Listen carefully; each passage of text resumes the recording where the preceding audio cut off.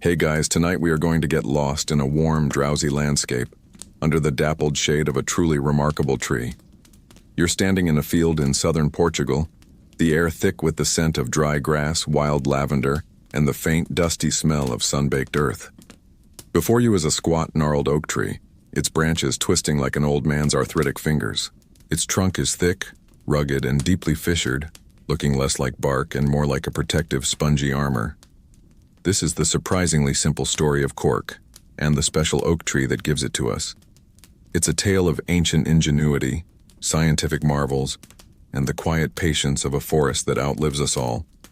It's also, let's be honest, probably more history than your sleep-deprived brain can handle. The odds of you making it to the end of this are, statistically speaking, not great.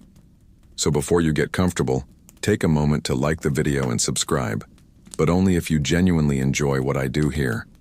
I'd also love to see where in the world you're listening from tonight and what time it is for you. So drop a comment below. Now dim the lights, maybe turn on a fan for that soft background hum, and let's ease into tonight's journey together. You're walking closer to that tree now. The sun is low, casting long, sleepy shadows across the rolling hills of the Alentejo region. This is the heartland of the Montado, a unique landscape of scattered oak trees that feels more like a savanna than a dense forest. Reach out and touch the bark of this tree. It's surprisingly soft, almost warm, and yields slightly under the pressure of your fingertips.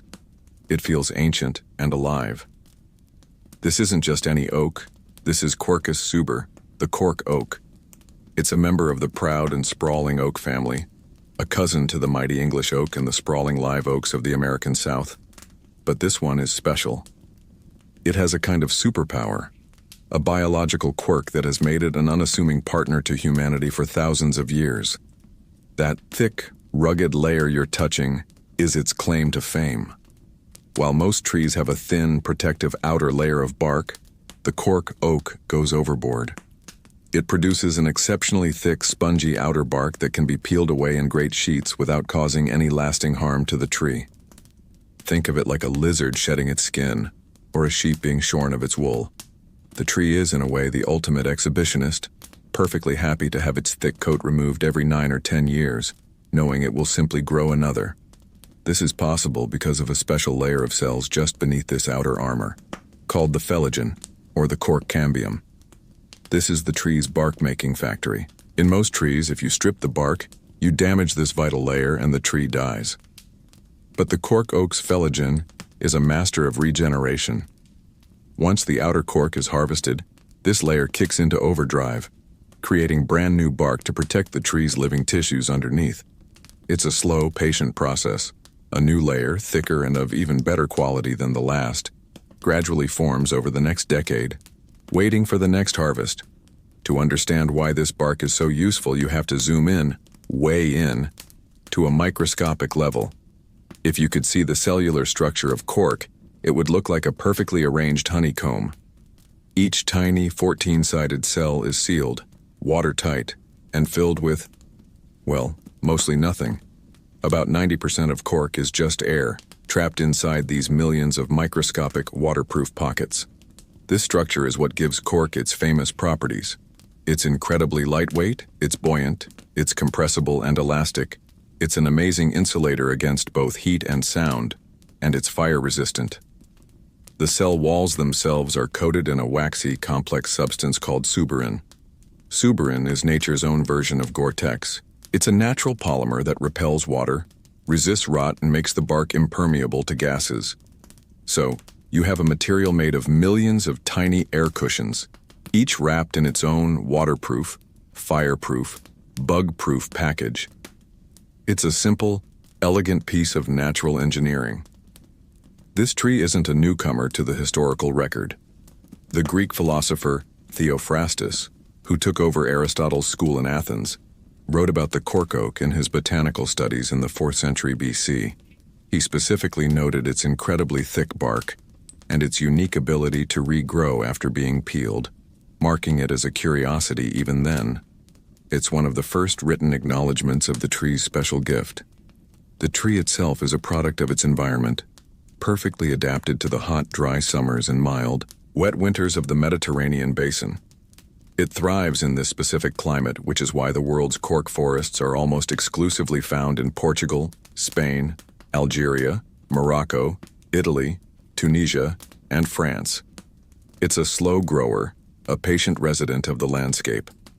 A cork oak must be about 25 years old before its bark can be harvested for the first time. This initial harvest, known as virgin cork, is rough and uneven. It's the subsequent harvests, every 9 years or so, that yield the smooth, high-quality planks, called amaudia, that are prized by industry. A single tree can live for over 200 years, offering up its gift to generation after generation of harvesters. There's a quiet wisdom to these trees. As you stand here, feeling the texture of the bark, you can almost sense that long, slow timeline. Local folklore in the Iberian Peninsula often held these trees in special regard. It was sometimes said that planting a cork oak near your home would protect it from fire and lightning, a belief likely born from observing the bark's natural fire resistance during forest fires. Historians still argue whether the earliest widespread cultivation of cork oaks was driven primarily by the need for bottle stoppers or for its utility in creating buoyant fishing net floats. Both uses are ancient, and both relied on that magical combination of being lightweight and waterproof. As the evening cicadas begin their nightly chorus, you lean against the trunk. The tree feels solid, dependable. It has stood in this spot for more than a century, quietly converting sunlight, water, and air into its spongy, protective skin, waiting for its story to become intertwined with ours. That thought hangs in the cooling air as the last sliver of sun disappears below the horizon.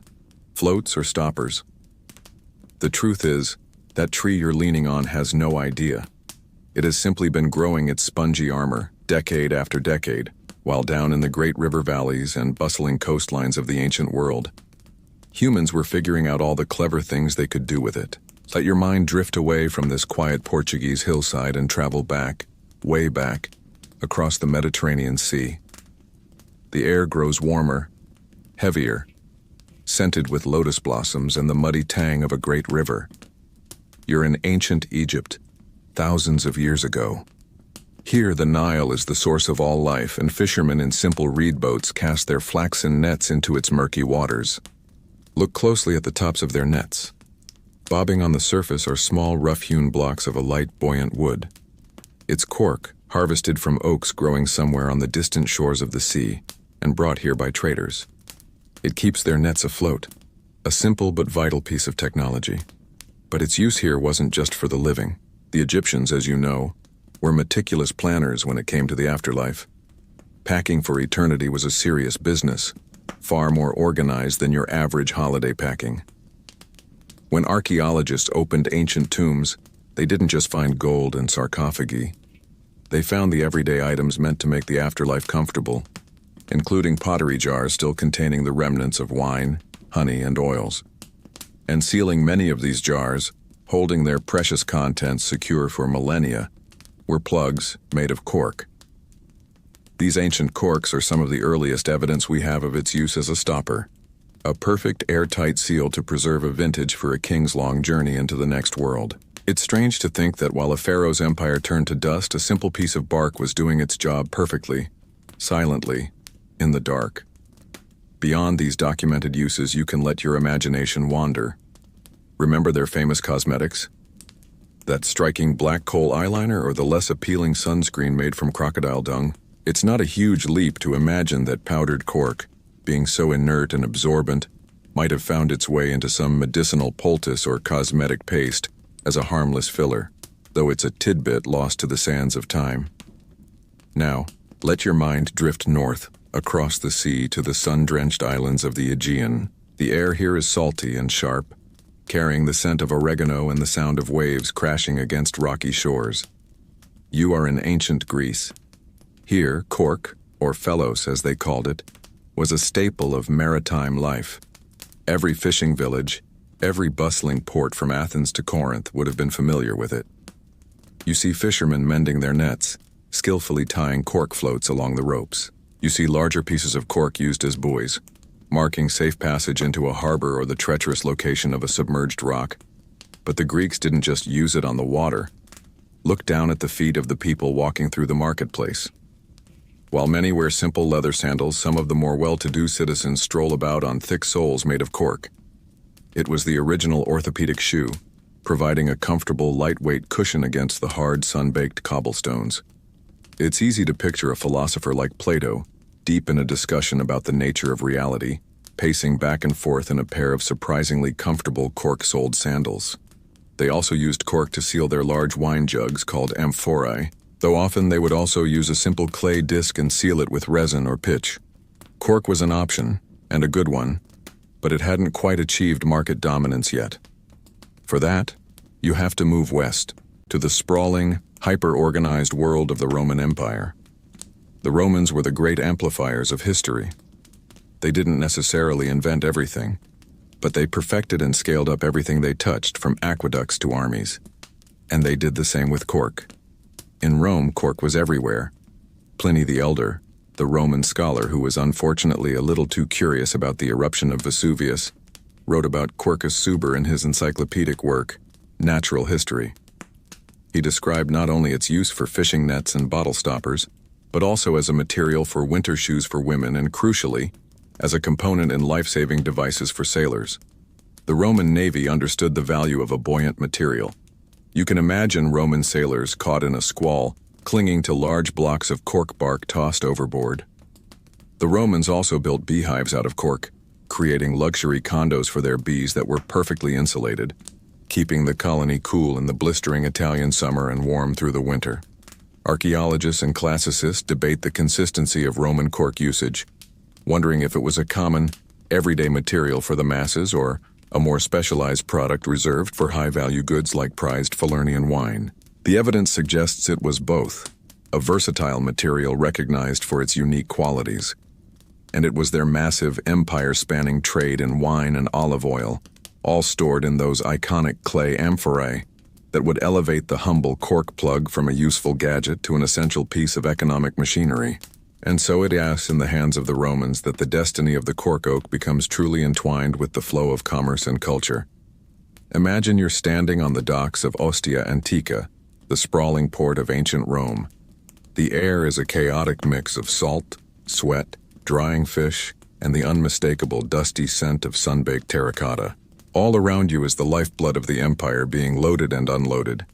Grains from Egypt, marble from Greece and from the provinces of Hispania and Gaul, endless supplies of wine, olive oil, and that notoriously pungent fish sauce, garum. And the vessel for all of it is the humble amphora. You see thousands of them, stacked in monumental pyramids on the docks.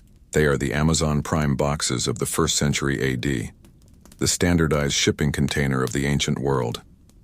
Their distinctive shape, with that pointed base, looks awkward on land, but it's a stroke of genius for transport, allowing them to be nested together securely in the sand-filled ballast of a ship's hold.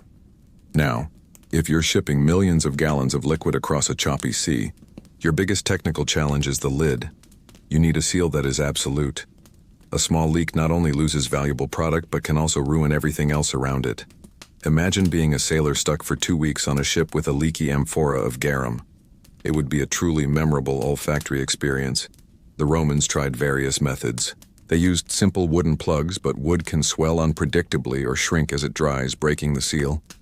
They used fired clay lids, sealed with pitch or resin, but the resin could taint the flavor of a delicate wine. They sometimes used a pozzolanic mortar, a kind of quick-setting concrete, but this was a rather permanent solution, requiring you to chisel your dinner out of its container. For their best products, for the fine wines destined for a senator's table or the purest olive oil from Baetica, they needed something better. They needed cork. You watch as a team of laborers unloads a merchant ship. Each amphora is hauled out, its neck plugged with a rough, hand-cut cylinder of bark. This is where the cork oak's natural gifts truly shine. The neck of each handmade amphora was slightly different, a unique, irregular circle of clay. A rigid wooden plug would never fit perfectly, but a cork plug, with its natural compressibility, could be hammered into an opening that was slightly too small. Once inside, its elasticity would cause it to expand, pressing out against the clay walls and creating a near-perfect, watertight seal. The The suberin in the cork cell walls ensured that no wine seeped out and, just as importantly, no air seeped in to turn that precious vintage into vinegar. It was the ideal solution, a high-tech piece of natural engineering that the Romans exploited on an industrial scale. To truly grasp that scale, you only need to look at a strange hill on the outskirts of modern Rome. It's called Monte Testaccio, or Pottery Mountain. It's not a natural hill. It's an ancient landfill nearly 150 feet high and covering 5 acres, composed almost entirely of the broken shards of an estimated 53 million amphorae. It's a monument to Roman consumption, a testament to the sheer volume of goods that flowed into the capital, mostly olive oil from Spain. The existence of this mountain is a hard physical fact of the Roman supply chain, and Cork was the humble, unseen enabler of it all. Maritime historians still argue whether the widespread adoption of the cork-sealed amphora was the cause or the effect of the Roman wine industry's massive expansion across Gaul and Hispania. Did the superior stopper allow them to ship wine more reliably over greater distances, thus creating new markets? Or did the burgeoning demand from an expanding empire force them to perfect their shipping technology? It's a classic chicken and egg problem. But either way, the partnership between clay pot and cork plug was at the very heart of it. For an extra layer of security and branding, Roman merchants would often pour a thin layer of mortar or pitch over the top of the inserted cork plug. While this secondary seal was still wet, the merchant might press his signet ring into it, leaving his unique mark. It was an early form of quality control, an anti-tampering seal that told the buyer in Rome that this was the genuine article. Unopened since it left the vineyard, think of it as the ancient equivalent of the little plastic wrapper on a new jar of pickles. Finding an amphora with this seal intact, with the cork still snug inside, is an archaeologist's dream. It's a perfectly preserved message in a bottle, a direct link back to the commerce and craftsmanship of 2,000 years ago. As you stand on these imaginary docks, watching the lifeblood of an empire flow in its clay veins, sealed by humble bark, you realize this simple partnership is what allowed the taste of a sunny Spanish hillside to be enjoyed in a rainy Roman villa, hundreds of miles away. But empires, like all things, eventually crumble, and with them, the vast organized systems that make such journeys possible. The docks at Ostia are quiet now. The great stone warehouses are crumbling, their roofs collapsing to the sky. The Roman roads that once stitched an empire together now crack and sprout weeds, traveled only by pilgrims and bandits. Your view of the world contracts. The grand interconnected Mediterranean marketplace, where a piece of bark from Hispania could seal a jar of wine from Gaul to be drunk in Rome, has fractured into 1,000 tiny, isolated pieces. This is the beginning of the Middle Ages. And in this new, fragmented world, the humble cork stopper becomes a piece of forgotten technology. The fall of Rome wasn't just a political event, it was the catastrophic failure of a supply chain. The knowledge of cork wasn't necessarily erased, but its utility vanished along with the trade routes. What good is a superior wine stopper when you can no longer get it? The cork oak forests of Spain and Portugal didn't disappear. They continued their slow, patient cycle of growth and renewal, but for most of Europe, they might as well have been on the moon. Shipping became perilous, and the grand network of merchant vessels was gone. People had to make do with what they had locally. So you see a return to simpler, cruder methods for sealing jugs and pots. The most common solution is a simple wooden plug, whittled from a piece of whatever branch is handy and hammered into the opening. It's a solution of a sort. It keeps the flies out, but it never quite fits perfectly. Air seeps in, and the ale or rough wine inside spoils quickly. But in an age of local consumption, that's not a catastrophe. The medieval solution to a leaky wine jug was often just to drink the wine faster. Problem solved. In a damp stone cellar, you watch a woman stuffing a wad of oiled linen into the neck of a pottery jug filled with cider. It's a sticky, messy affair, but it's cheap, and it's what she has. It will keep the contents clean for a few weeks, though the cloth will eventually grow moldy. Elsewhere, people use plugs made of leather, or even sealing wax for smaller, more valuable containers of medicine or spices. In some places, a rather charmingly optimistic solution appeared. stoppers made from tightly wound bundles of herbs like lavender or rosemary. The idea was that the herbs would not only plug the jug but also impart a lovely scent, and maybe, just maybe, their preservative properties would help keep the contents from going bad. It was the world's first, and probably least requested, infused beverage. Progress, you're reminded, does not always travel in a straight line. Another major shift was happening in the world of logistics.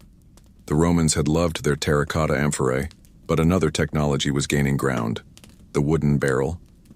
Perfected by the Celtic peoples of Gaul, the barrel was a masterpiece of craftsmanship. It was stronger than pottery, and once you got it rolling, it was much easier to move on land. The Romans had adopted it, and as their empire faded, the barrel became the new king of bulk shipping for wine, ale, and water. A barrel, of course, isn't sealed with a cork. It's sealed with a wooden bung, called a shiv, which is hammered into a perfectly drilled hole called a bunghole. With the rise of the barrel as the primary container for transporting wine, the need for millions of individual stoppers for millions of individual amphorae simply evaporated. The cork stopper had lost its primary job. Historians still argue whether the knowledge of cork's superior properties was truly lost during the early Middle Ages, or if it simply became a hyperlocal material, its use confined to the immediate vicinity of the cork forests in Iberia and forgotten by the rest of Europe. The fishermen in Portugal and Spain surely never stopped using it for their nets. The local people there likely still used it to plug their own water jugs. But for a scholar in a monastery in northern France or a merchant in England, it was a distant memory, a curious detail in an old text by a writer like Pliny. The world had become smaller, more insular. The cork oaks were still performing their quiet biological miracle, but almost no one was paying attention. The bark grew thick, matured, and was eventually shed by the tree itself, falling to the forest floor to rot, its vast potential untapped. For centuries, this was the state of affairs. The world had, for the most part, forgotten how to use a tree.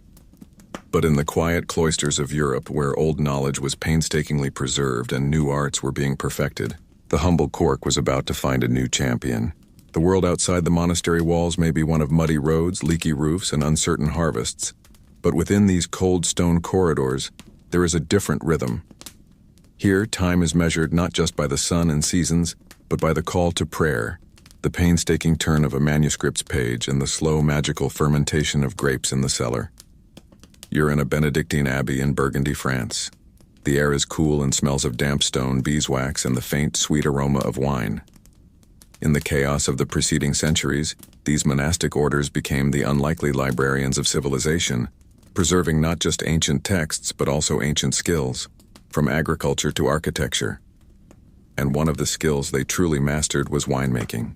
With a kind of heavenly mandate and centuries of time for research and development, the Benedictine and later the Cistercian monks became the undisputed masters of the vine. Wine was not a luxury for them, it was a necessity. It was central to the sacrament of the Eucharist, the symbolic blood of Christ. It was also a source of nourishment, a gesture of hospitality to weary travelers, and a critical source of income for the abbey. Making bad wine was not just a commercial failure, it was poor stewardship, practically a theological error. They were meticulous about it, keeping detailed records of vintages, soil types, and pruning techniques.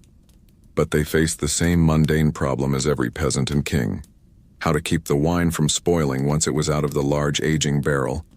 They needed to store it in smaller jugs and vessels for serving at the altar or in the refectory, and the usual array of leaky wooden bungs and musty, oil-soaked rags just wasn't good enough.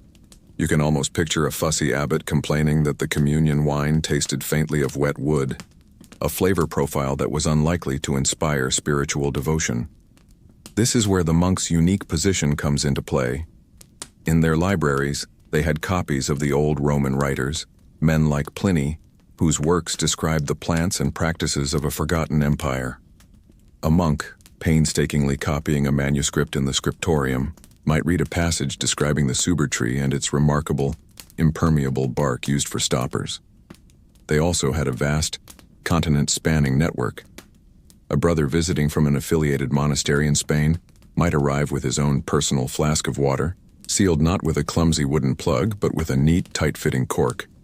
It would have been a revelation. Here was the solution to their problem, a material seemingly designed by the creator for this very purpose. Food historians still argue whether the monastic reintroduction of cork was driven by a desire for better long-term aging of wine, or more simply by the practical need to prevent spoilage for sacramental wine, which had to be kept pure and available at all times. In reality, the two motives were likely intertwined. Good preservation is the first step to good aging. So, the experimentation would have begun. Sacks of raw cork bark would have made the long journey from Spain or Portugal, arriving at the abbey gates like a precious spice. In the workshop, a brother skilled in carving would have fashioned the rough bark into tapered plugs.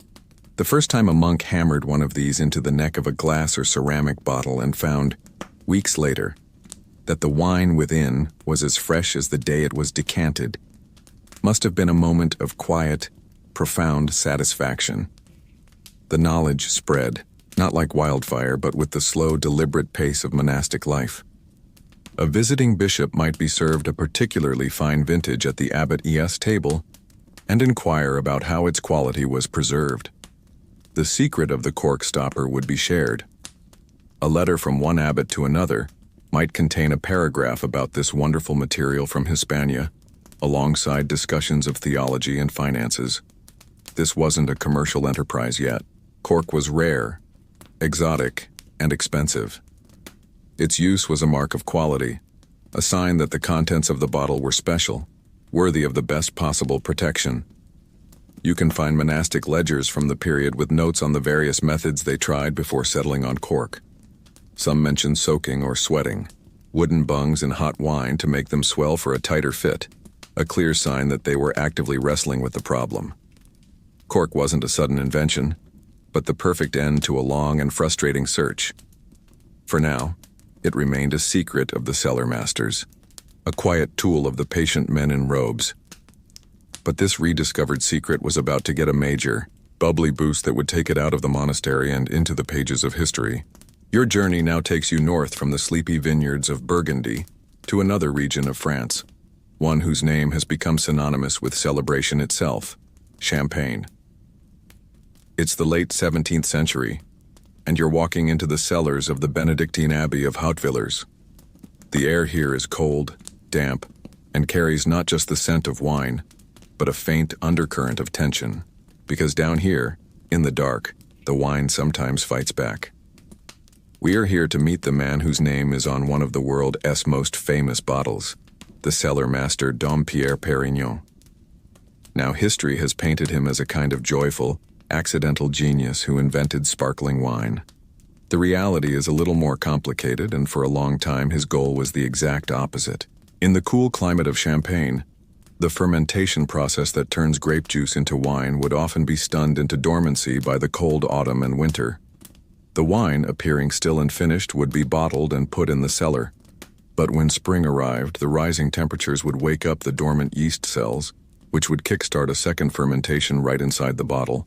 This process creates alcohol, but it also creates a major byproduct, carbon dioxide gas. And with nowhere to go, that gas created immense pressure. The French called this sparkling wine le vin du diable, the devil's wine. The bottles of the day were weak, inconsistent, and became in essence small glass bombs. A single bottle exploding could set off a chain reaction, shattering its neighbors and wiping out an entire vintage. Being a cellar worker in Champagne was a genuinely hazardous job.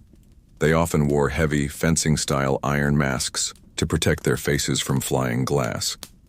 The stoppers of the day were useless against this kind of pressure. They consisted of a simple wooden peg, wrapped in hemp cloth soaked in olive oil, and jammed into the neck of the bottle. Trying to hold back the pressure of a secondary fermentation with one of these was like trying to cap a geyser with a fedora.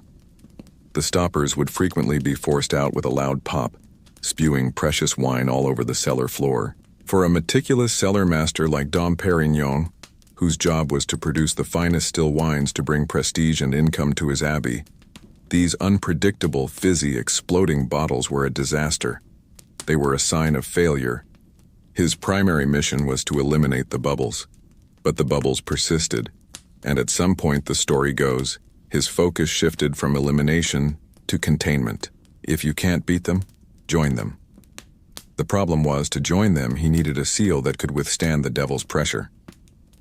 According to the legend, which is almost certainly a romantic exaggeration, Dom Pérignon learned of the cork stoppers being used by those monks far to the south, perhaps from a traveling Spaniard. He had some of this remarkable bark brought to Houtvillers and began to experiment. He discovered that by carving a tapered piece of cork and forcing it into the bottle S-neck, the material's natural elasticity created a seal so tight it could actually hold the fizz. To make it even more secure, he is credited with developing the practice of tying the cork down with a string harness, the ancestor of the modern wire cage, or muselet, that you see on champagne bottles today. Now, as with any good legend, it's important to separate the marketing from the man. Wine historians still argue about the extent of Dom Pérignon's direct contribution to the adoption of cork, with many suggesting the English were actually ahead of the game. They were importing still wine from Champagne, bottling it in their own, much stronger coal-fired glass bottles, and finding that it often developed a pleasant briskness or fizz, which they grew to like. It was likely the English who first started systematically using corks to trap that sparkle. And that famous quote where Dom Pérignon supposedly takes a sip and cries out, "Come quickly, I am tasting the stars." It's a beautiful line, but it's pure fiction. A brilliant piece of ad copy invented in the late 19th century to sell champagne. His real genius lay in the art of blending grapes from different vineyards to create a consistent, high-quality base wine, and in his obsessive focus on improving every step of the process. But whether he was the first or not, Dom Pérignon's abbey became a center of excellence, and their adoption and refinement of the cork stopper was a critical step. It turned a dangerous flaw into a controllable, desirable feature. The pop of a cork, once the sound of wasted wine and lost profits, was slowly transformed into a sound of luxury and celebration. The devil's wine was being tamed, and the key to the cage was a simple piece of bark, but the stopper was only half of the equation. To truly master the stars, you also needed a much, much better bottle. So the cork is in place, lashed down tight, heroically holding back a growing storm of bubbles. But this just creates a new problem. You've solved the leak, but you've amplified the pressure on the container itself. The weak link is now the bottle. The glass bottles of Dom Pérignon's time were elegant, hand-blown creations, but they had the structural integrity of a large Christmas ornament. They were made in wood-fired furnaces, and while wood burns hot, it doesn't burn with the ferocious, consistent heat needed to create truly strong, dense glass. The resulting bottles were thin, full of tiny imperfections and trapped air bubbles, and prone to shattering if you looked at them funny. This is why the cellars of champagne were such a minefield. The cork was willing, but the glass was weak. For the story of cork to move forward, it needed a worthy partner. To find that partner, you have to leave the vineyards of France and cross the Channel to the smoky, industrious heart of 17th century England. The English had a problem. They had cut down most of their ancient forests to build ships for their navy and to fuel their expanding cities.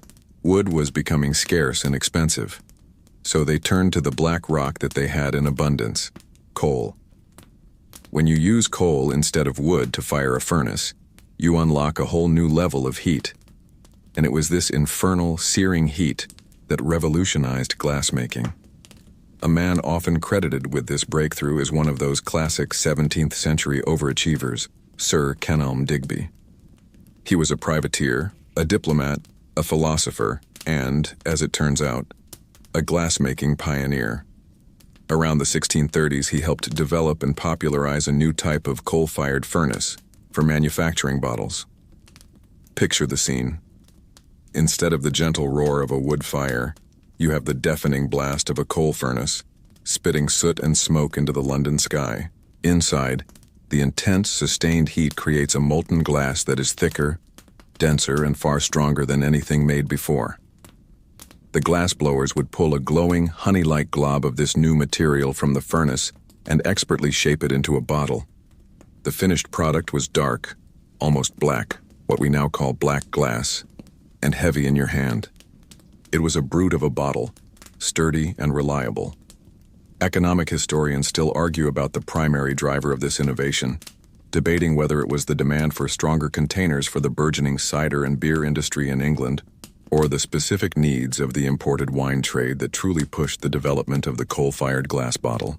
Whatever the reason, the result was a container that could finally stand up to the devil's wine.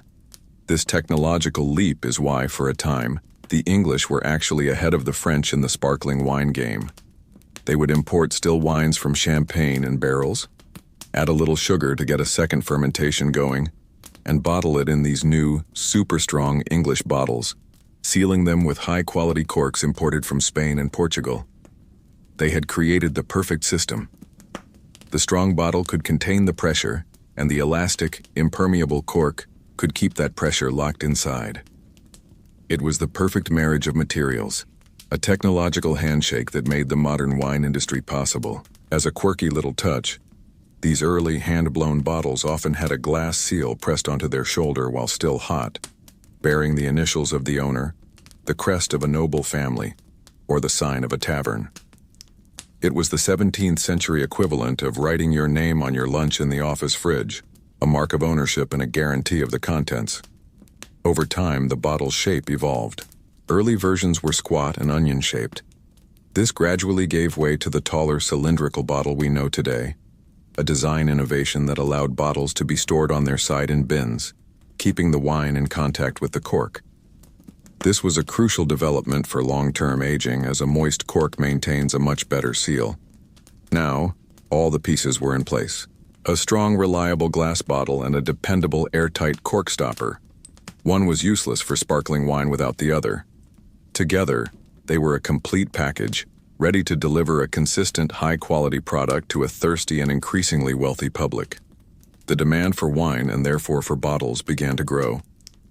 And with every single one of those new bottles needing a stopper, the demand for cork was about to go absolutely vertical.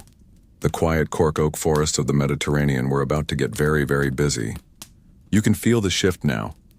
The story is moving from the quiet discovery of a useful material to the noisy, frantic birth of a global industry. From the 18th century onwards, the demand for bottle stoppers explodes. It's not just French champagne anymore. It's English cider, Dutch gin, German beer, and scientific elixirs in apothecaries' shops from London to Vienna. Every new glass bottle produced needs a stopper, and the spongy, impermeable bark of the cork oak is by far the best option. The question is no longer what to use, but where on earth to get enough of it. The cork oak, Quercus suber, as you know, is a picky tree. It only grows in that narrow, sun-drenched band of the western Mediterranean, so the potential suppliers are few. Spain, France, Italy, parts of Morocco and Algeria. But one country had the perfect combination of climate, soil, and sheer land area to corner the market. One nation was destined to become the undisputed kingdom of cork. That nation is Portugal. If you look at a map of cork oak distribution, Portugal contains about a third of the entire world's supply. The rolling hills of its southern Alentejo region are the tree's absolute favorite place to be. It's a simple accident of geography and botany. Portugal won the natural lottery. But nature alone doesn't create an empire. You also need the right economic and political winds to fill your sails. And in 1703, a mighty political wind started blowing right in Portugal's direction. It came in the form of a trade deal called the Methuen Treaty. On the surface, it was a simple agreement between England and Portugal. The English would get to sell their woolen textiles in Portugal with very low taxes. In return, Portuguese wines would be imported into England at a much lower tariff than French wines. It was the 18th century version of a brilliant free trade agreement, especially if you were a fan of port wine and warm sweaters. The impact was immediate and enormous. The English, who had been at odds with the French, happily switched their allegiance from French claret to Portuguese port. The port wine trade boomed, and the city of Porto became a bustling hub, shipping countless barrels and, more importantly, countless bottles to the lucrative English market. And what does every single one of those bottles need? A cork. Not just any cork, but a high-quality one that can keep a valuable fortified wine sealed for years. Suddenly, Portugal didn't just have a lot of cork trees. It had a massive, guaranteed, and very thirsty customer base for its cork. The treaty effectively supercharged the Portuguese cork industry. transforming it from a local resource into a vital component of international trade. Historians still argue whether Portugal's dominance was an inevitable result of its natural resources, or if it was the direct consequence of shrewd political maneuvering, like the Methuen Treaty, which artificially created a captive market for its products. The truth, as usual, is likely a mix of both. Portugal had the supply, and the treaty created the overwhelming demand. This boom attracted investment and expertise. Interestingly, many of the founding fathers of the Portuguese cork industry weren't Portuguese. They were savvy German, English, and French merchants who saw the opportunity, moved to Portugal, and established the first large-scale cork processing factories. They were the venture capitalists of their day, building an entire industry from simple tree bark. Their family names can still be found on some of the largest cork companies in the world today. The quiet, sun-drenched cork forests, which for millennia had been living their slow, patient lives, were now viewed through a new lens, the lens of commerce. They were no longer just part of a landscape. They were a priceless economic asset. The entire culture of southern Portugal began to revolve around the 9-year harvest cycle. The fate of villages and the fortunes of families became tied to the health of their trees and the price of cork on the London market. The Cork Kingdom had been born, built on a foundation of unique soil, a thirsty ally, and the remarkable bark of a very special oak tree. The idea of a Cork Kingdom might conjure images of factories and industrial fortunes, but the heart of that kingdom is not a throne room or a counting house. It's the forest itself. And it's not the kind of forest you might be picturing, not a dark, dense woods of tightly packed trees where the sun struggles to reach the floor. The Portuguese cork forest, the Montado, is something entirely different. It's an open, sun-dappled landscape, a sort of wooded savanna that feels ancient and profoundly peaceful. You're walking there again, but now you understand what you're seeing. This isn't wilderness. It's a masterpiece of human and natural collaboration, a system perfected over centuries. The term for it is agro-silvopastoral, which is just a fancy way of saying it's a place where agriculture, forestry, and grazing animals all live together in a gentle, sustainable balance. The cork oaks are the masters of this landscape, but they are generous rulers. They are spaced widely apart, their gnarled branches creating pools of shade but allowing plenty of sunlight to reach the ground. This fosters a rich understory of grasses, wildflowers, and aromatic shrubs like lavender, rosemary, and rock rose. In the autumn, the ground beneath the trees is littered with their other great gift, acorns or belotas. Look around you. This entire landscape is a working landscape, but the work is quiet. You might see a flock of sheep grazing peacefully, their bells clinking softly in the warm air. Their grazing keeps the undergrowth in check, reducing the risk of fire and fertilizing the soil. You might even see the famous Iberian black-footed pigs, living their absolute best life as they roam freely, feasting on the acorns at the all-you-can-eat oak buffet. This diet is what gives the world-renowned jamón ibérico de bellota its incredibly rich and nutty flavor. The ham and the cork are sibling products born from the same remarkable ecosystem. Because of this unique structure, the Montado is a world-recognized hotspot of biodiversity. These forests are a critical sanctuary for wildlife in a region that is constantly threatened by desertification. In fact, environmental groups recognize the Montado system as one of the world's best examples of sustainable land use, a perfect model of how human needs and nature's health can support each other. If you listen closely, you can hear the buzzing of countless insects and the songs of birds. These forests are a vital stopover for millions of migratory birds traveling between Africa and northern Europe. Look up at the branches of a particularly ancient cork oak. You might be lucky enough to spot the nest of a Spanish imperial eagle, one of Europe's most impressive raptors. And deep within the scrub, the world's most endangered feline, the elusive Iberian lynx, stalks the rabbits that thrive here. The trees are not just a cork factory. They are a hotel, a supermarket, and a sanctuary for a staggering array of creatures. This delicate balance, of course, requires careful management. Ecologists and land managers still debate the optimal density of livestock grazing in the Montados, how to balance the economic benefits of raising animals with the need to allow for the natural regeneration of young cork oak saplings which can be damaged by overgrazing. It's a constant process of adjustment, but the system works. The economic value of the cork provides the financial incentive for landowners to preserve the forest, which in turn preserves the biodiversity, which in turn enriches the soil and supports the other industries like livestock. It's a virtuous circle, the original, old-school model of sustainability, practiced long before the word became a popular buzzword.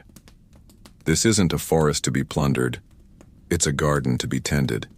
And the most important act of tending, the one that defines the rhythm of life here, is the harvest. It's a process as unique and as patient as the trees themselves. It is high summer in the Montado. The heat hangs heavy in the air, and the drone of cicadas is the only sound that breaks the deep, sleepy silence. This is the only time of year, from late May to late August, when the harvest can happen. This is when the tree is in its period of most active growth, when the thick outer bark can be separated from the delicate living layer beneath without causing injury. It is a season of intense, skilled, and ancient work. And now, into the quiet, comes a team of men. They are the tiradores, a word that literally means the extractors. But they are far more than that. They are craftsmen, custodians of a skill passed down from father to son for generations. This isn't a job you learn in a week. It's a career you learn over a decade through patient apprenticeship. At the center of their craft is a single tool, a small, specialized axe, the machado. It's a surprisingly delicate instrument. The steel head is wedge-shaped, but the cutting edge is beveled and not razor-sharp, designed to split rather than slice. The long wooden handle provides leverage and is used for tapping and prying as much as for swinging. Each tirador has his own axe, cared for and customized over years of use. They approach a tree that is ready for harvest, one that hasn't been touched for at least 9 years. This 9-year cycle is not just a tradition. It's the law in Portugal, strictly enforced to protect the health of the trees and ensure the future of the industry. The senior tirador scans the trunk, reading its surface like a map. Then, with a practiced and confident movement, he makes the first cut. It's a horizontal slice, circling the trunk high up just below where the main branches, the tree's arms, begin. This is a moment of profound skill. He must cut through the full thickness of the dead cork, but stop precisely before he touches the living orange-colored layer beneath. It's a kind of delicate surgery on a patient that weighs several tons. Experienced tiradores say they do it all by sound. They listen to the noise the axe makes as it sinks into the bark. A dry, dull thud means it's cutting cork. If that sound changes, becoming wetter or more resonant, they know they are approaching the living tissue, and they stop instantly. Next, 1 or 2 long vertical cuts are made down the trunk. And now comes the most crucial part. The wedge-shaped head of the axe is slipped into the vertical split, and the handle is used as a lever. With a gentle, knowing pressure, the tirador begins to pry the bark away from the tree. If the timing is right and the cuts are perfect, the bark separates with a unique, satisfying crackling sound, the sound of release. The tiradors work in teams, peeling off huge, curved planks of cork. The raw planks, or pranchas, are carefully lowered to the ground. They are surprisingly heavy, dense with moisture. Once the main trunk is stripped, another man might climb into the larger branches to harvest the cork there with smaller, more nimble movements. When the work is done, the tree stands transformed. Its newly exposed trunk is a shocking color, a deep, vibrant reddish-brown, the color of cinnamon or terracotta. The forest is dotted with these brightly colored trunks, a sign of the recent harvest. But the tree is not wounded.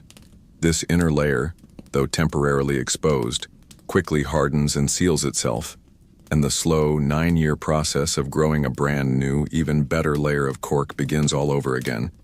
Before the team moves on, one man takes a pot of white paint and marks the tree with a single number, the last digit of the year of the harvest. A trunk painted with a 5 was harvested in 2025 and cannot be touched again until 2034. It is a simple system that makes the forest look like it is filled with runners in a very, very slow marathon. The harvested planks are stacked in the forest for a few days to dry in the sun. The first step on their long journey from this quiet, ancient grove to a bottle of wine on a table thousands of miles away. The journey of the bark continues. The stacked planks, now dried at the touch and lighter than when they were first cut. are loaded onto trucks that rumble slowly down the dusty tracks leading out of the montado. You follow them, leaving the quiet of the forest for the organized bustle of a processing facility. But if you're picturing a noisy, modern factory, you should adjust that image. The process you're about to see is still guided by patience and a deep understanding of the material. The first stop isn't a machine, but a vast open-air yard. Here the planks are carefully restacked on concrete platforms, where they will undergo a period of seasoning. For at least 6 months they are left to the mercy of the sun, the wind, and the rain. This is a kind of spa vacation for bark, a crucial resting period where the cork stabilizes, flattens out, and its complex cellular structure matures. After this long rest, the real transformation begins. The seasoned planks are brought inside and submerged in enormous stainless steel vats of boiling water. For about an hour, the cork is cooked. The air in the facility grows thick with steam and a clean, woody, slightly earthy smell. This simple act of boiling is a miracle step. The hot water cleanses the cork, removing any dust or tannins. It also kills any insects or fungi that might be hiding in its crevices. Most importantly, the heat and moisture cause the cork's honeycomb of cells to expand. The planks become thicker, softer, and much more elastic, and the natural curvature they had from growing around the tree finally relaxes, leaving them perfectly flat and workable. It's an ancient technique, but one that was standardized in the late 19th century to create a more consistent and reliable product. Once out of the water, the flat, clean planks are left to stabilize again for a few weeks in a climate-controlled room. Industrial designers and cork manufacturers still debate the optimal resting time for cork planks after boiling, with some advocating for several weeks of stabilization to maximize elasticity, while others argue that modern humidity controls make a shorter period just as effective. After this second rest, the planks face their judgment day. They are brought to a grater, a person with years of experience who can read the story of a plank with a single glance. In a process that is part science and part art, they sort the planks into as many as 7 different quality grades. They are looking at thickness, consistency, and porosity. Is the surface smooth and clear, or is it marred by cracks, fissures, and insect tunnels? Only the absolute best of the best, the thickest, most flawless planks, are set aside for the most demanding job, to become single-piece high-performance wine stoppers. It's a high-stakes beauty contest for tree bark. For these elite planks, the next stop is the punching station. Here, a skilled operator stands before a machine that holds a razor-sharp, hollow drill. They place the plank under the drill and, with a satisfying thump, a perfect cylinder of cork is punched out. This is another job that looks simple but requires immense skill. The operator must visually inspect the plank and strategically choose where to punch, avoiding the tiny natural flaws and channels in the cork to get the maximum number of perfect stoppers out of each valuable plank. It's like playing a 3-dimensional game of Tetris with a priceless natural material. With every punch, a small, perfect cylinder falls into a bin, another potential guardian for another bottle of wine. But what about the rest? The planks that didn't make the top grade? And what about all the material left over after the cylinders are punched out of the best planks? A large part of the plank is left behind, looking like a slice of corky Swiss cheese. In many other industries, this would be waste. But in the world of cork, nothing is wasted. This leftover material, along with the lower grade planks, is destined for a different, but equally fascinating journey.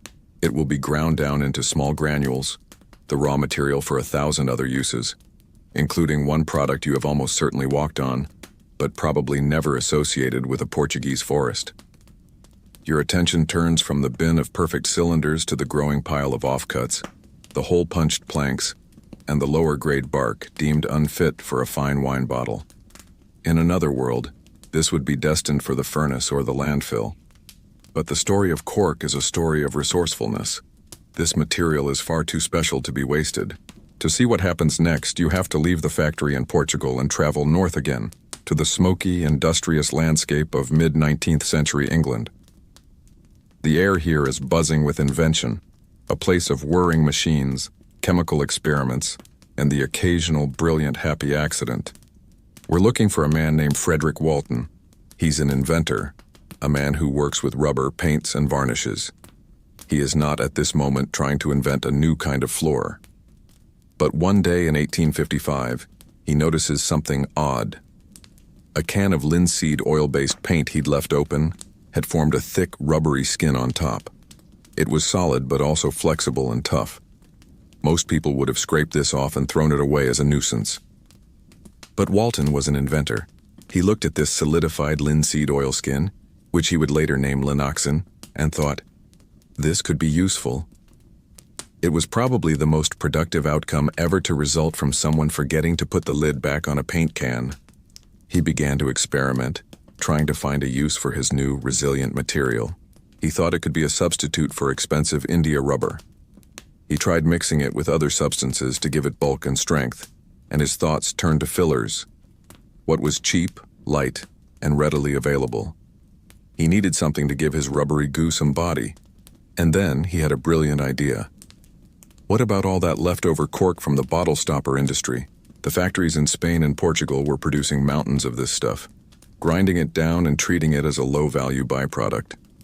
Walton got his hands on a supply of this granulated cork and started mixing it into his linoxin paste. He added some wood flour, some pine resin for cohesion and pigments for color.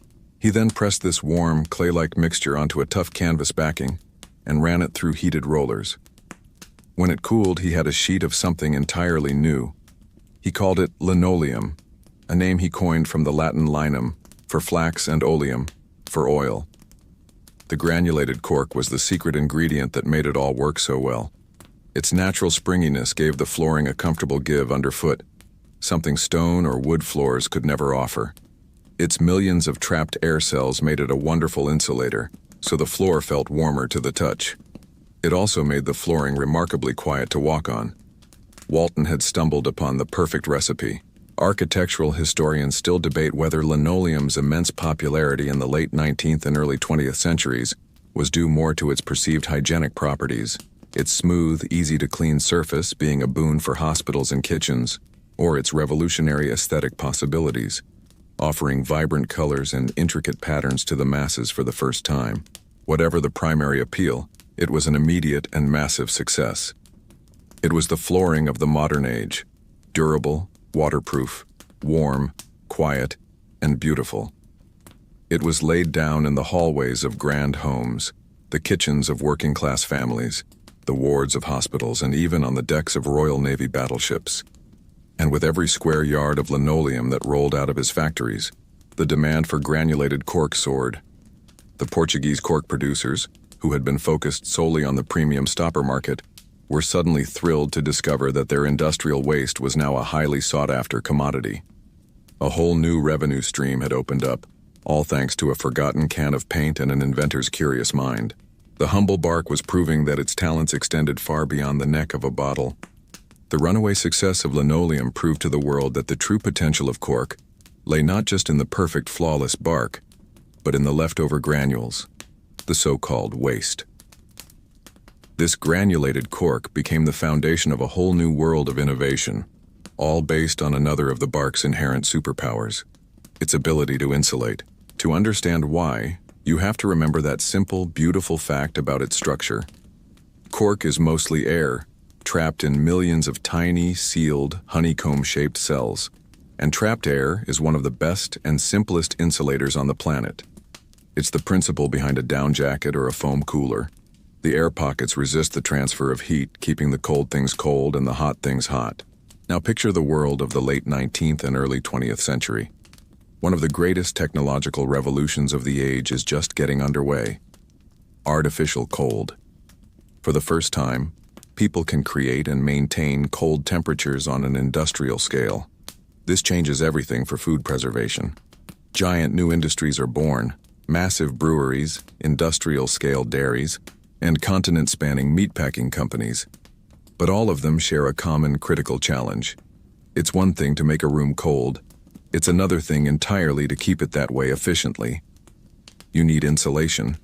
You need a way to line the walls, floors, and ceilings of these vast cold storage warehouses To keep the precious, expensive cold from leaking out, engineers and inventors needed a material that was not only a great insulator, but also structurally strong, easy to work with, and crucially, resistant to moisture and rot, a constant problem in a damp, cold environment. And there, waiting for its moment, was granulated cork. The solution was simple and ingenious. The cork granules were packed into molds and pressed under immense pressure with a binder, or sometimes just baked with superheated steam, which caused the cork's own natural resins to bind the granules together into solid, lightweight, and incredibly effective boards. This new product, corkboard, was a miracle material for the refrigeration age. It was used to build the walls of the giant meat lockers in Chicago, the beer lagering cellars in Milwaukee, and the dairy coolers all across the country. It was the unseen hero that made the modern food industry possible. Soon this technology scaled down from the warehouse to the home. The first domestic ice boxes and later the first electric refrigerators were essentially just well-built cabinets with thick walls made of corkboard insulation. The appliance that now sits in your kitchen humming away is a direct descendant of these early, cork-lined ancestors. It seems cork's destiny was always tied to preservation, graduating from keeping your wine fresh to keeping your leftover chicken fresh. Historians of technology still debate whether the widespread availability of cheap, effective corkboard insulation was a primary driver of the rapid expansion of the American meatpacking industry in the late 19th century, or if the industry's demand simply accelerated the production of a material that was already known to be effective. Even before it became a mass-produced commodity, pioneers of refrigeration saw its potential. Back in the 1840s, the American doctor and inventor John Gorey, who created one of the first machines to make artificial ice, used cork to insulate his experimental device. But its talents weren't limited to temperature control. That same combination of compressibility and resilience made it a brilliant material for gaskets. For a time, the clutch plates in the iconic Ford Model T were made of cork, and many other early automobiles used cork gaskets to create tight seals in their engines. For a brief moment in history, the world's most famous car was held together by ingenuity, steel, and a surprising amount of Portuguese tree bark. From stoppers to floors, to the walls of the first refrigerators, cork was quietly and efficiently making modern life possible. But it had yet another natural talent, one that would make it a lifesaver. The story of cork's industrial rise has so far been one of quiet, hidden work, insulating walls, cushioning floors, sealing engines. But its next great contribution was a much more dramatic one. It comes from another of the bark's fundamental properties, one that's been with us since the very beginning of our story. Its buoyancy. Let's go back to that microscopic honeycomb structure one more time. Because 90% of cork is just trapped air, the material is incredibly light, with a density far lower than water. It floats, and it floats exceptionally well. It's a simple piece of physics, but one with life or death consequences. The ancients, as you know, understood this perfectly. The first fishermen on the Nile and the Aegean used it to keep their nets from sinking. The Roman writer Pliny spoke of sailors clinging to it in shipwrecks. But it was in the great age of sail and the dawn of steam power that this simple property would be engineered into a technology of mass salvation. As passenger and trade routes stretched across the globe, the frequency and scale of maritime disasters grew. A sinking ship in the middle of the Atlantic was a terrifying prospect, and the early methods of life-saving were grimly inadequate. Inflated animal bladders were a popular idea for a time, but they had a rather obvious and fatal flaw. They could be punctured. A sharp rock or even a curious seagull could be the end of you. What was needed was a material that was inherently buoyant, something that didn't need to be inflated and couldn't need to be sunk by a simple tear. What was needed was cork. In the mid-19th century, inventors began designing the first modern life preservers, which were little more than blocks of solid cork sewn into the pockets of a sturdy canvas vest. They were bulky, they were awkward, and they weren't exactly the height of fashion, but they were incredibly effective. In 1854, the British Royal National Lifeboat Institution, the RNLI, officially adopted a cork life jacket designed by Captain J.R. Ward for all of its heroic lifeboat crews. This professional endorsement made the Cork Life Vest the gold standard for safety at sea for the next 75 years. Its most famous and perhaps most tragic test came on a frigid night in the North Atlantic. On April 15, 1912, the RMS Titanic went down. The ship was carrying over 3,500 life preservers, each filled with rectangular blocks of cork. For the more than 1,500 people who lost their lives, they were of little use. But for the hundreds who found themselves in the freezing water, they were the difference between life and death. Many of those who survived to be pulled into the lifeboats owed their final measure of endurance to the simple, reliable buoyancy of Portuguese tree bark. The classic ring-shaped lifebuoy, painted red and white and thrown from the side of a ship or pier, was also made from solid cork, wrapped in canvas. The material's ability to float was so dependable that it became the backbone of maritime safety. Naval historians still debate the psychological impact of the standardized cork life preserver, wondering whether its widespread adoption on passenger ships actually encouraged riskier voyages, or if it genuinely represented a turning point in the public's perception of safety at sea. From the quiet of the cellar to the chaos of a shipwreck, the properties of this humble bark were proving to be astonishingly versatile. It could preserve your finest wine, insulate your home, and now, it could save your life. It had become a material of comfort and of safety. And as the 20th century dawned, this unassuming, peaceful product of the Portuguese hills was about to be conscripted for a much darker purpose, becoming a critical strategic asset in the age of total war. The world changes. The gears of industry that had been churning out refrigerators and linoleum floors now begin to grind out weapons and war machines. As the 20th century marches into its first great global conflicts, the priorities of nations shift from comfort and commerce to survival and conquest. And in this new brutal calculus, the humble cork from the peaceful Portuguese montado is reclassified. It is no longer just a useful commodity, it becomes a strategic material, as vital to the war effort as rubber, tin, or oil. This might seem strange. You don't picture generals and spy masters obsessing over tree bark, but cork possessed a unique combination of properties that, at the time, could not be easily synthesized. It was lightweight, buoyant, compressible, chemically inert, and an excellent insulator for both temperature and vibration. In the complex machinery of modern warfare, these properties were in constant demand. Deep in the engine room of a battleship or the cockpit of a fighter plane, cork was doing its quiet, essential duty. The primary use was for gaskets. Every single internal combustion engine in every tank, jeep, truck, submarine, and airplane relied on dozens of gaskets to seal the connections between metal parts, preventing leaks of fuel, oil, and coolant. Many of these were made from a cork and rubber composite that could withstand heat, pressure, and vibration. Its insulating properties were just as critical. The liner of the iconic American M1 steel helmet of World War II contained granulated cork, which provided a small measure of shock absorption and insulation against heat and cold.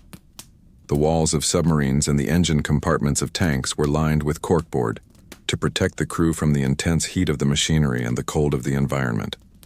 And its life-saving buoyancy was needed more than ever. Navies and air forces required millions of life preservers for their sailors and airmen. While new materials were being developed, cork remained a primary, reliable component for flotation devices that could be punctured and still work. It was even used in munitions, as protective plugs and wadding inside shell casings. For every soldier on the front line, there was likely a pound of cork quietly serving in his equipment. The United States government considered cork so vital that during World War II, it was placed on the official list of essential and critical materials. A massive national stockpile was created, and the potential loss of access to the cork forests of the Mediterranean was a source of constant anxiety for Allied planners. In fact, in a quirky and ultimately futile act of agricultural patriotism, the U.S. government even sponsored a program to plant thousands of cork oaks across the southern states, hoping to create a domestic supply. The only problem, of course, is that a cork oak takes 25 years to mature for its first harvest.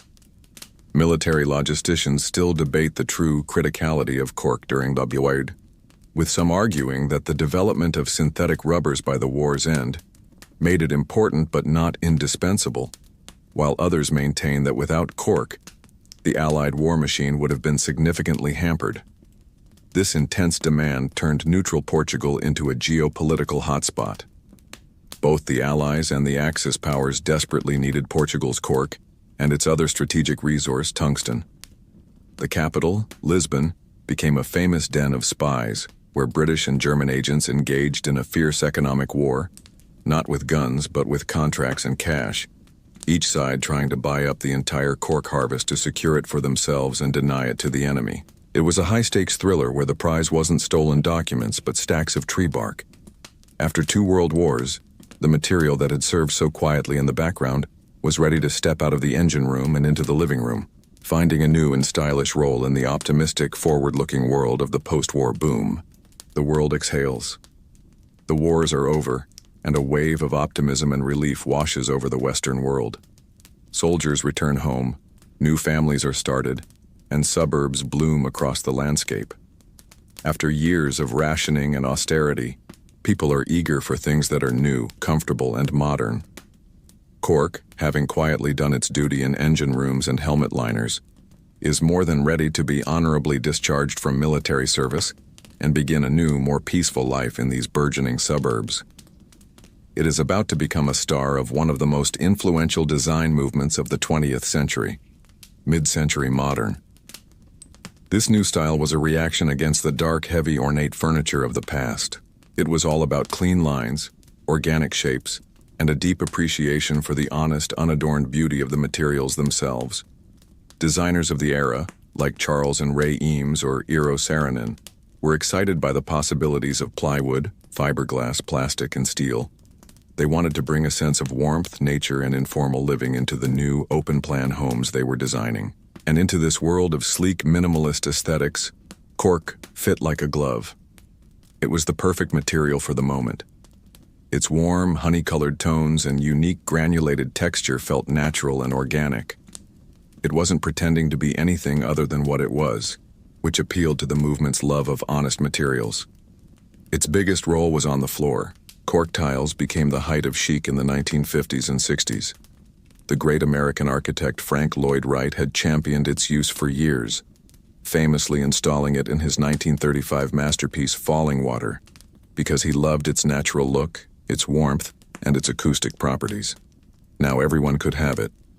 You step into a classic mid-century living room. The furniture is low and lean. A big picture window looks out onto the garden, and under your feet is a floor of cork tiles. It feels warm and soft on your bare feet.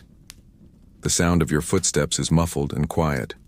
It's forgiving, so when a child inevitably drops a glass, it's less likely to shatter. It was the perfect floor for the new, relaxed, family-focused lifestyle. But it didn't stop at the floor. Designers put it everywhere. An entire feature wall might be covered in cork panels, adding a rich, natural texture to a room and acting as superb sound insulation, perfect for a den with a new hi-fi stereo system playing jazz records. And of course, this era gave us the most enduring and familiar use of cork in the home, the bulletin board. That classic cork board in the kitchen or office, covered in recipes, phone numbers, children's drawings, and ticket stubs, became an icon. It was the original family social media wall, a physical, ever-changing collage of domestic life. Design historians still debate whether cork's mid-century popularity was a result of a genuine aesthetic appreciation for the material itself, or simply a consequence of post-war material experimentation, where designers were eager to embrace anything that felt new and different. For a while, it seemed you could find cork anywhere you looked. Stylish ice buckets for keeping your cocktails cool were wrapped in cork. The bases of sleek, modern table lamps were turned from solid cork. Placemats, coasters, the handles on fancy kitchen knives. If you could put a drink on it or stick a pin in it, someone in the 1950s tried to make it out of cork. It had become a symbol of a certain kind of tasteful, modern, comfortable living. But this golden age of domestic bliss couldn't last forever. Even as cork was enjoying its moment in the sun, new challengers, born from the chemical lab rather than the forest, were gathering on the horizon, ready to offer a cheaper, more consistent, and brightly colored vision of the future. The vibrant natural warmth of the mid-century aesthetic begins to fade as the 1970s and 80s arrive. The mood is shifting. The fascination with organic forms is replaced by a love for bold graphics, bright colors, and the seemingly limitless possibilities of synthetic man-made materials. In a brightly lit laboratory, a chemist is creating a new kind of polymer. This is the age of plastic. It's cheap, it's versatile, and it's perfectly consistent. Every single item that comes out of an injection molding machine is a perfect replica of the one before it. For an industry built on mass production, this is the ultimate dream. And this new challenger, born of petroleum and chemistry, is about to set its sights on the cork industry's most ancient and valuable stronghold, the wine bottle. For centuries, natural cork had been the undisputed champion. But it wasn't perfect. As a natural product, it had natural variations. Some corks were denser, some were more porous. A small percentage of them had microscopic fissures or flaws that could lead to a poor seal, causing the wine to oxidize. But there was another, more insidious problem, a ghost in the machine that was beginning to haunt the wine industry. It was a phenomenon known as cork taint. You've likely heard of a wine being corked. This was the culprit, and it was becoming a major source of frustration for winemakers and wine lovers alike. Into this environment of frustration, the challengers arrived. First came the synthetic stopper, a small cylinder of food-grade plastic, extruded and cut to a perfect uniform size. To the producers of high-volume, inexpensive wines, this new invention was incredibly tempting. It was cheaper than high-quality natural cork. It was sterile and uniform. You could order 10 million of them and every single one would be identical. It promised a perfect seal with zero risk of that dreaded cork taint.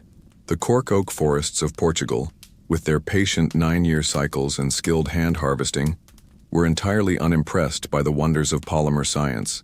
But the accountants at many large wineries certainly were. The second, and perhaps more formidable, challenger was the metal screw cap. While screw tops had been used on cheap jugs of wine for decades, a new, far more sophisticated version called the Stelvin cap was developed in the late 1960s. It featured a special liner that could provide a near-perfect airtight seal. A vocal and influential group of winemakers, especially in Australia and New Zealand, began to champion the screw cap as a technically superior closure. They were tired of seeing their crisp, aromatic white wines ruined by faulty or tainted corks. They argued that the screw cap preserved the wine's freshness and fruitiness far better than natural cork ever could. In the early 2000s, the Australian wine industry made a concerted, industry-wide push to adopt screw caps, a bold move that shattered the long-held taboo against using them on premium wines. The traditional cork industry in Portugal was now facing a battle for its very survival. Its market share began to slip. The perception of its product was being damaged. Natural cork was portrayed as unreliable, old-fashioned, and risky. Wine industry analysts still debate the primary motivation behind this shift, arguing whether it was a genuine quality control crisis or more of a cost-cutting measure disguised as a technological improvement. Of course, there was one thing the new challengers couldn't replicate: the ritual. Consumers were accustomed to the satisfying pop of a cork. Early synthetic stoppers were notoriously hard to remove and often made a sad little squeak, like a disappointed balloon animal. But this small piece of romance wasn't enough to stop the tide. The cork industry had to face its biggest problem head-on. It had to confront the ghost in the bottle. So what is this ghost in the bottle, this dreaded cork taint? For decades, it was a mysterious plague on the wine world. You'd save a special bottle for an anniversary or a celebration. You'd go through the lovely ritual of cutting the foil, pulling the cork, and you'd pour a glass. Raise it to your nose for that first anticipated sniff. And then, disappointment. The beautiful aromas of fruit and spice you were expecting are gone, replaced by something unpleasant. The smell is musty, dusty, like a damp basement, wet cardboard, or a sad, wet dog. It is the olfactory equivalent of a sad trombone sound. The wine's flavor is flattened, stripped of its life and personality. That wine is corked. For a long time, the cause was a mystery, but in the early 1980s, a team of Swiss scientists finally captured the ghost and gave it a name: The culprit is a potent chemical compound called 2,4,6-trichloroanisole, known to its enemies simply as TCA. TCA is the ultimate party crasher. It is formed when naturally occurring airborne fungi and molds which can live in the bark of a cork tree come into contact with a group of chemicals called chlorophenols. In the 20th century, these chlorophenols were found in many places. In pesticides that were once used in some forests, in wood preservatives, and most significantly, in chlorine-based cleaning products that were once widely used to sanitize the cork processing facilities. A tiny bit of mold meets a tiny bit of chlorine, and presto, you have TCA. The real problem is that TCA is one of the most powerfully aromatic compounds on Earth. The human nose is exquisitely sensitive to it. We can detect its presence in concentrations as low as a few parts per trillion. That's the equivalent of a single drop of water in several Olympic-sized swimming pools. A minuscule, invisible, infinitesimal amount of this one molecule on a cork is enough to completely ruin a whole bottle of wine. Winologists and wine chemists still debate the exact threshold of TCA perception among the general population, as some people are hypersensitive to it while others seem almost unable to detect it, making the true percentage of tainted bottles a difficult figure to ever pin down. By the 1990s, the crisis was at its peak. Some estimates claimed that up to 10% of all wines sealed with a natural cork were affected by TCA to some degree. It was a public relations disaster and an existential threat to the Portuguese cork industry. It gave the manufacturers of screw caps and plastic stoppers their single greatest marketing tool, the promise of a TCA-free experience. The cork industry was in a panic. For years, strange myths and desperate remedies circulated in the wine world, like the fringe belief that you could remove the taint by putting a ball of polyethylene plastic wrap into the wine. But desperate measures weren't going to solve this. The industry was at a crossroads. It could either surrender its dominance and fade into history, or it could fight back. It had to declare total war on this one microscopic molecule. And to win that war, it would have to turn to the very thing that had threatened to make it obsolete: modern science. The battle against TCA was not fought in the forest or on a factory floor, but in quiet, sterile laboratories by scientists in white coats. Faced with an existential threat, the cork industry finally did what it had to do. It poured millions of dollars into research and development, turning the full power of modern chemistry against its microscopic foe. There was no single magic solution. Instead, it was a systematic, top-to-bottom reinvention of the entire production process. They were going to design a system where TCA simply could not survive. The first steps were simple but crucial. They changed the rules in the forest, banning chlorine-based chemicals. In the factory yards, the raw cork planks were no longer allowed to touch the earth. They were seasoned on pristine stainless steel or concrete platforms to avoid contamination. The biggest and most immediate change was in the boiling process. The vats of water used to clean and soften the planks, once a prime suspect for introducing chlorine, were replaced with closed-loop systems using highly purified dechlorinated water. This alone cut off one of the key ingredients for forming TCA at its source. But the real revolution came in detection and removal. The industry embraced a technology called gas chromatography. In simple terms, it's a machine with a sense of smell so sophisticated it makes a bloodhound seem amateur. It can detect the chemical fingerprint of a specific molecule, like TCA, at infinitesimal concentrations. This machine became the industry's ultimate weapon. At first, they used it to test large batches of granulated cork. A single positive test, and the entire multi-ton batch would be rejected. But the true breakthrough was developing technologies to clean the cork itself. Processes using steam distillation or supercritical carbon dioxide, which is CO2 in a strange, powerful state between a liquid and a gas, were invented to effectively pressure wash the cork granules on a molecular level, forcing out any unwanted volatile compounds like TCA. There is still some debate within the cork industry about which anti-TCA method is ultimately superior: the preventative methods that focus on pristine production versus the curative methods that use high-tech processes to remove any TCA that might have formed. The answer is that the best companies now do both. For a time before the machines became so dominant, some companies even employed teams of professional human sniffers, People with genetically gifted noses whose entire job was to sit in a lab and smell batches of corks.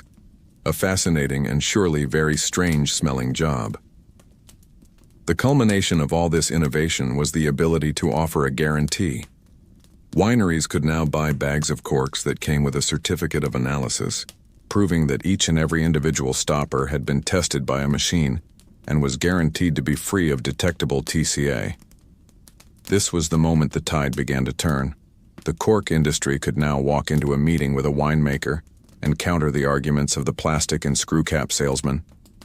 They could offer a product that had all the traditional, romantic, and performance benefits of natural cork, but now with the same promise of technological reliability. Having survived its brush with extinction, the humble piece of bark was now cleaner, more reliable, and more rigorously tested than ever before. It was ready for its comeback, not just as a product of tradition, but as a champion of a powerful new global movement. Having solved its internal crisis, the cork industry emerged from its laboratories, blinking in the sunlight of a new century. And it discovered that while it had been busy fighting its war against TCA, the world outside had changed in a way that was profoundly in its favor. A new global consciousness was dawning. People were starting to talk about carbon footprints, plastic pollution in the oceans, and the urgent need for a more sustainable way of life. The cheap, disposable, petroleum-based culture that had seemed so futuristic in the 1970s was suddenly starting to look like a problem. And the quiet, ancient, renewable piece of tree bark suddenly looked like a genius solution. The cork oak, which had been carbon capturing long before it was cool, had a powerful new story to tell. It turned out that cork's greatest strengths were the ones it had possessed all along. It is, as you know, a completely renewable resource. The harvest is a gentle shearing, not a felling. The tree is left unharmed to live for another 200 years, producing crop after crop of bark. The Montado ecosystem itself is a world-renowned model of sustainability, a landscape where human activity actively supports biodiversity and prevents the land from turning to desert. At the end of its life, a wine stopper or a floor tile is 100% biodegradable. It can simply return to the earth. Compare that to its competitors, the plastic stopper born from non-renewable fossil fuels, destined to persist in a landfill or the ocean for centuries, or the aluminum screw cap, which, while recyclable, requires a colossal amount of energy to produce in the first place. But the most powerful argument in cork's new arsenal was its role in fighting climate change. Forests, as you know, are carbon sinks, breathing in CO2 from the atmosphere. But scientific studies revealed something astonishing about the cork oak.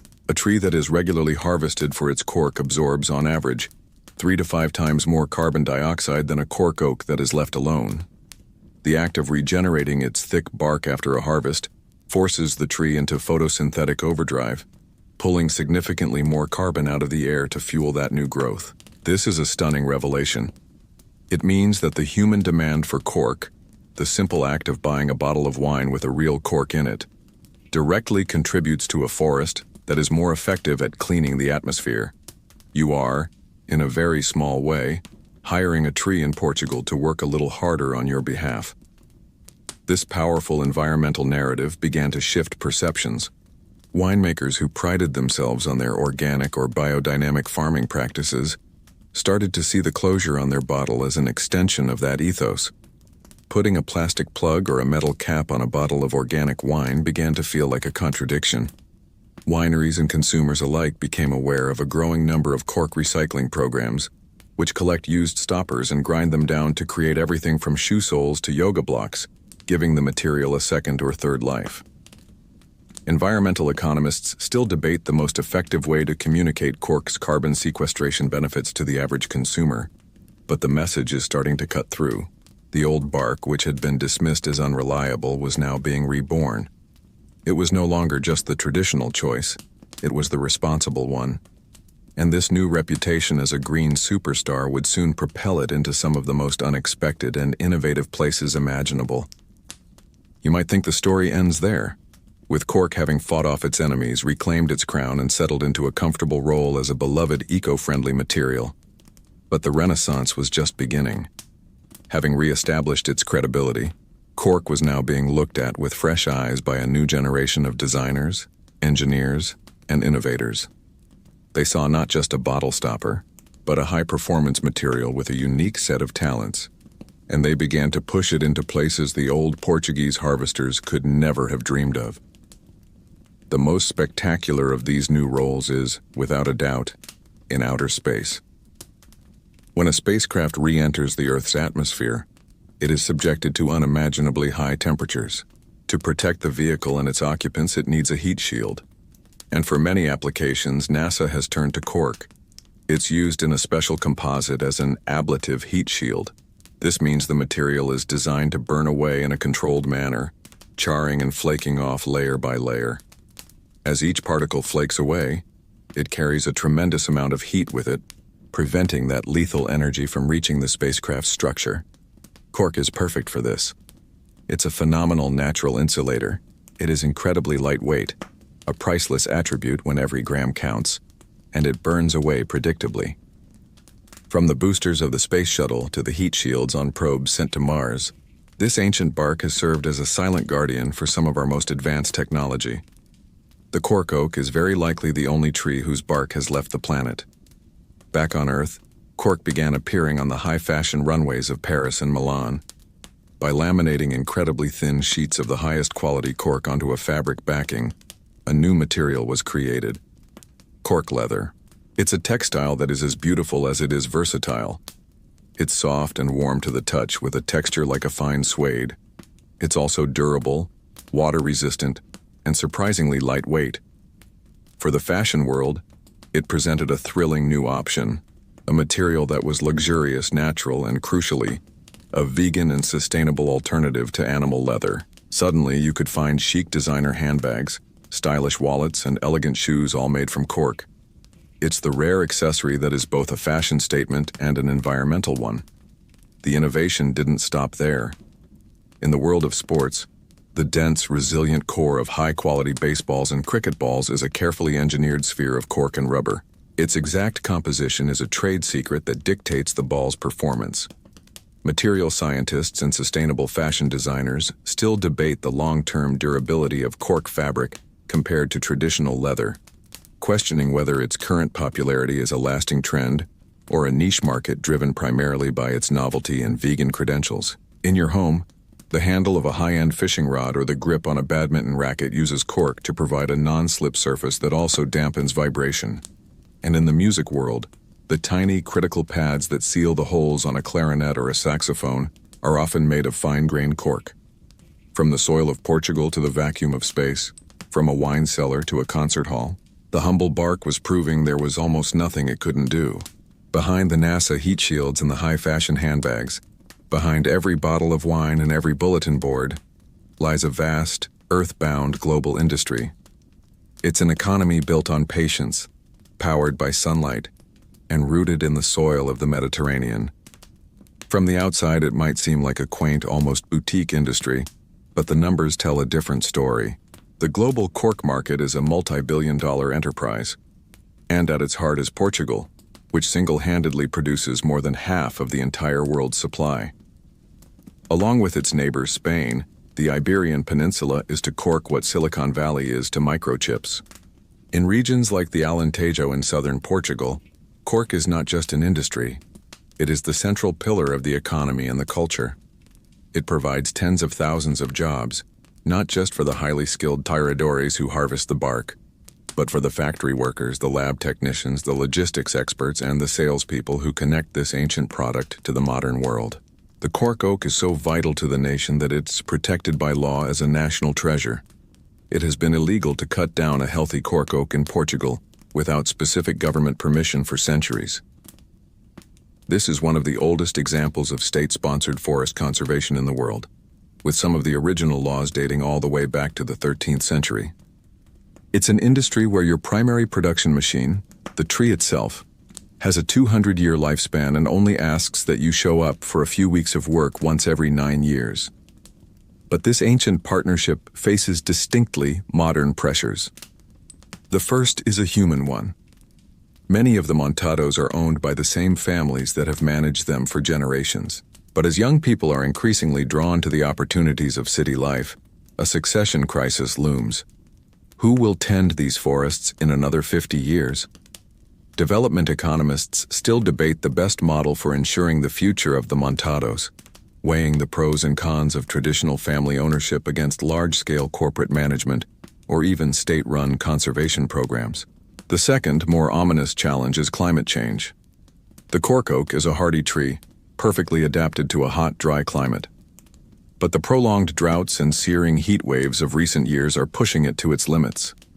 The stress can slow the tree's growth, affecting the thickness and quality of the bark, and increasing the risk of wildfires that could devastate the forests. And finally, there are the constant economic pressures. A landowner might be tempted to replace their slow-growing, patient cork oaks with a more profitable, fast-growing crop like eucalyptus, which would destroy the delicate, biodiverse montado ecosystem. The entire industry is a delicate balancing act, a tightrope walk between ancient tradition and modern science, between the needs of the global market and the health of the local landscape. And nowhere is that balancing act more visible than in the continuing passionate debate over its original and most important job. And so we arrive back at the central passionate question of the modern cork story, the great stopper debate. You're standing in the aisle of a well-stocked wine shop. You reach for a bottle of red, and you see it sealed with a traditional cork. You reach for a crisp New Zealand Sauvignon Blanc, and you see the glint of a metal screw cap. You grab a cheap and cheerful rosé, and you see the synthetic plastic plug. Each closure tells a different story about the wine inside, and about the priorities of the person who made it. Choosing a closure these days can feel more complicated than choosing the wine itself. The argument for the screw cap is one of technical perfection. Its defenders, many of them highly respected winemakers, will tell you that it is the most consistent and reliable seal ever invented. It eliminates the risk of cork taint entirely, and it prevents the random oxidation that can occur with a faulty natural cork. For those bright, aromatic white wines, where the goal is to preserve every last drop of zesty, fruity freshness, they argue it is simply a superior technology.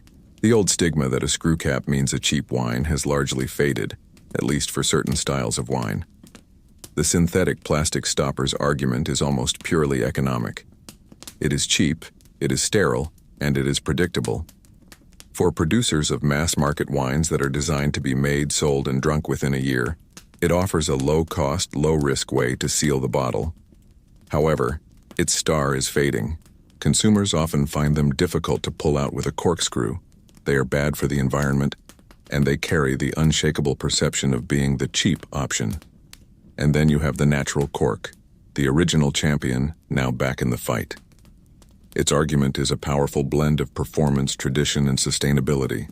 Wine scientists and master sommeliers still fiercely debate the topic of micro-oxygenation, with some arguing that the tiny, almost immeasurable amount of oxygen that passes through a natural cork over many years is essential for the graceful aging of a great red wine, helping to soften its tannins and develop complex new flavors.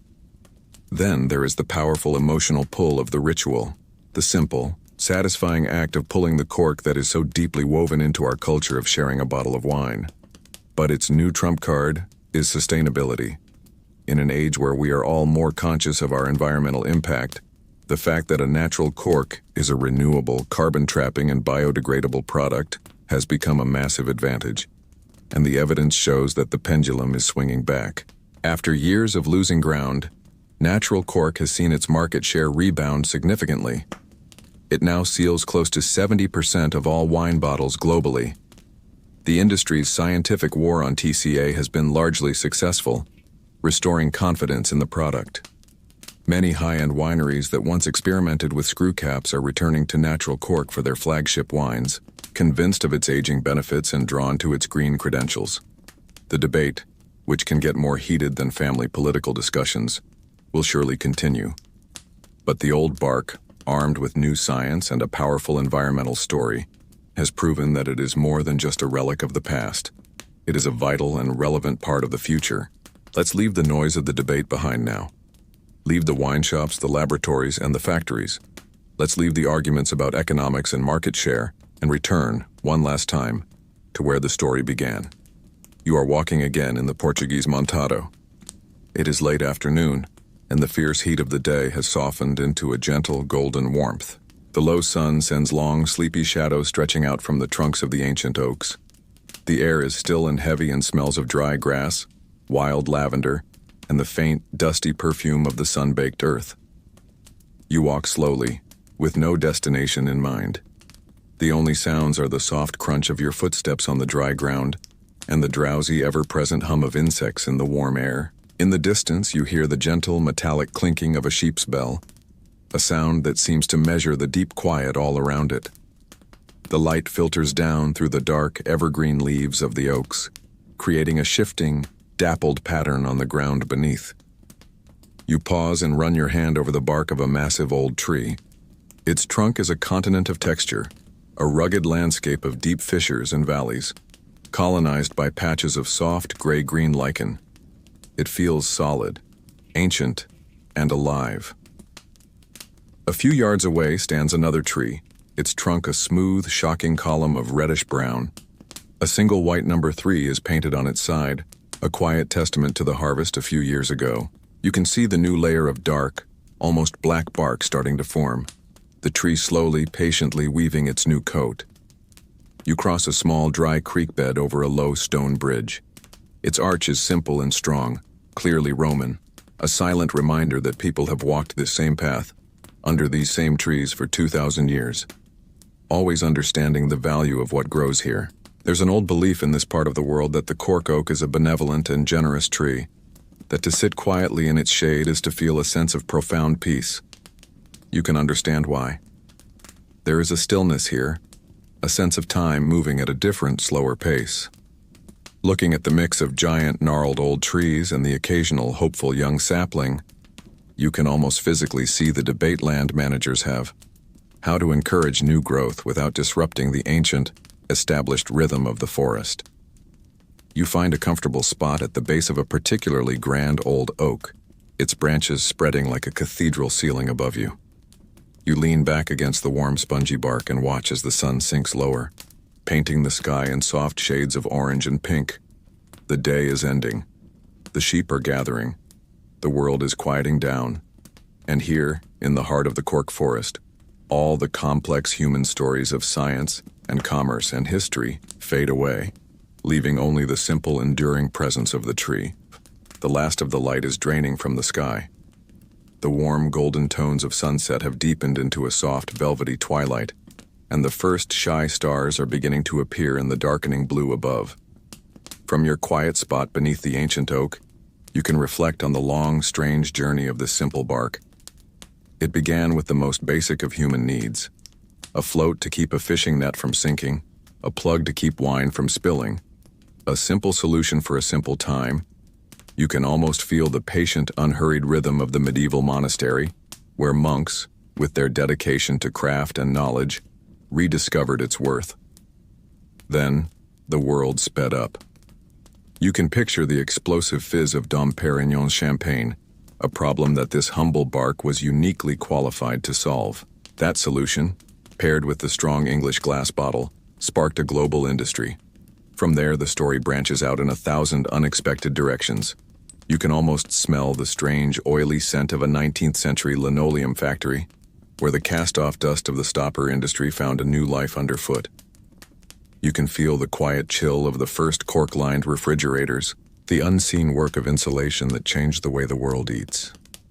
You can sense the cold spray of the Atlantic and the reassuring, buoyant strength of a cork life preserver. This tree you are leaning against has no idea that its skin served in world wars, insulating helmets and sealing engines. It doesn't know that its very substance has been to the edge of space, protecting probes from the fires of re-entry. It is just a tree, living its long, slow life, offering up its thick, protective coat every 9 years. Some of the oldest trees in these forests are given names, treated as local celebrities, their harvest a time for community celebration. They are a living testament to one of the most remarkable partnerships in the agricultural world, an industry built not on felling but on careful renewable harvesting, its success entirely dependent on the long-term health of the forest. And as you sit here in the gathering dark, You might wonder at that final, simple debate that underlies this whole story. Did we choose this tree for its remarkable gifts? Or did this tree, with its unique ability to partner so perfectly with our needs, in some strange, quiet way, choose us? It's a story of human ingenuity, yes, but at its heart is a biological miracle. A tree that learned how to protect itself so perfectly that its protection became a gift to the world. And now, as the night deepens, it's time to let that story fade away. Let the images of the past dissolve into the soft, quiet darkness that is settling over the Portuguese hills. The gentle sounds of the evening are fading into a profound and peaceful silence, broken only by the distant call of an owl. The air grows cooler, carrying the clean scent of the sleeping earth. There is nothing left to learn now, nothing left to discover. The journey is over. All that remains is the feeling of peace that hangs in this ancient place, a tranquility that you can borrow for your own rest. Feel the solid weight of the ground beneath you, the gentle pull of tiredness in your limbs. Let your breathing slow, matching the deep, unhurried rhythm of the sleeping forest around you. There is only the darkness, the quiet, and the slow, steady approach of deep, restorative sleep.